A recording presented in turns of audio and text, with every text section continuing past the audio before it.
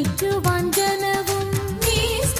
നിന്റെ രാജ്യം വിവിധ വന്ദനവും വസ്തു സമ്പത്തുക്കളും ഭരിക്കുവാൻ ജനവും ഈത്രവും